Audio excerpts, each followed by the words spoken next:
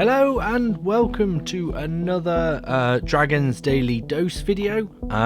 Today I wanted to talk because Minion and I have just come back from Warhammer World, where we've just spent the morning plotting out the timeline for the Chronicles of Ruin campaign, which has been an excellent morning. We had some breakfast in Bugman's, and over breakfast and over the discussions that we were having and taking some of the books, the 7th edition specifically, Dark Millennium book that came in the collector's edition rulebook set, because that has quite an extensive timeline in it.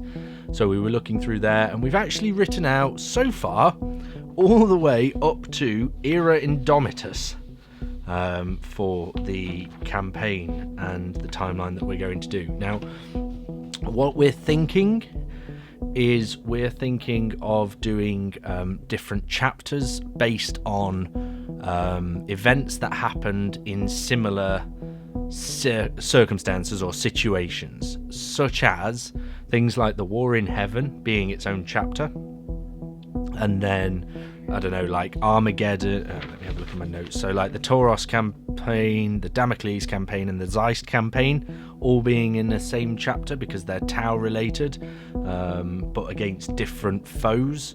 The Tyrannic War will be its own chapter. The Black Crusades will be their own chapters. And what we really want to do is we really want to do it so that there's not any between the game and its next game anything really similar. Like, we want to try and keep them slightly different. So things like we want to do Zone Mortalis one game and then do a normal game the next, and then after that it might be a skirmish style game, all mission based as well, not necessarily just straight out kill each other, which will be interesting, because things like the Black Crusades, we went into a lot of detail for each one to go and have a look and actually think, well, how do we want, like, what's the main point of each one? Because obviously there's the 13 of them, and one of my favourite quotes about the 13th Black Crusade is, "I don't care who you are, it shouldn't take 13 attempts to do anything." You failed if it takes you 13 attempts, but then, maybe you haven't really. But one of the retcons that happened was that actually Abaddon achieved something every time he did it, which is what the Jarl always says. But he is a traitor through and through, and I don't think there's much hope getting him back to the loyalist side anytime soon. So things like the Black Crusades would be their own chapter. The War of the Beast would be its own chapter. Things like Armageddon, sort of Warzone Fenris, and the 13th Black Crusade might be their own chapter. Things like the Gathering Storm will be its own chapter. So for the whole Gathering Storm, we're going to do 3 missions for each book. So 3 from the Fall of Cadia, 3 from Bealtan, and 3 from the Rise of the Primarch.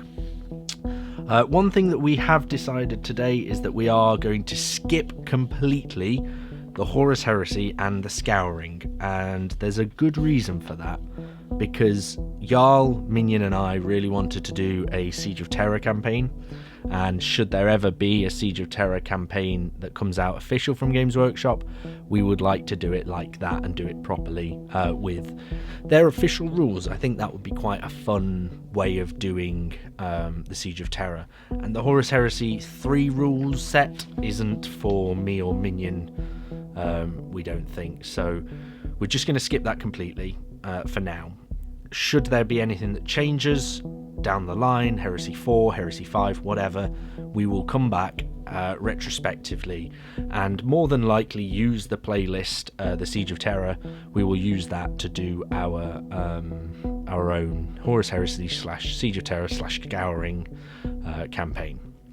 Okay.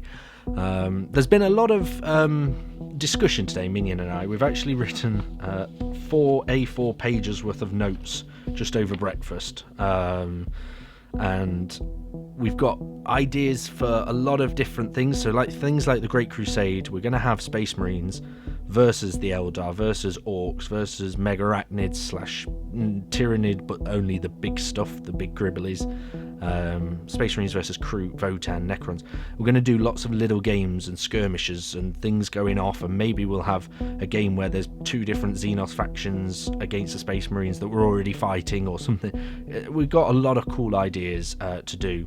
But I think the most important thing that we have is the next game.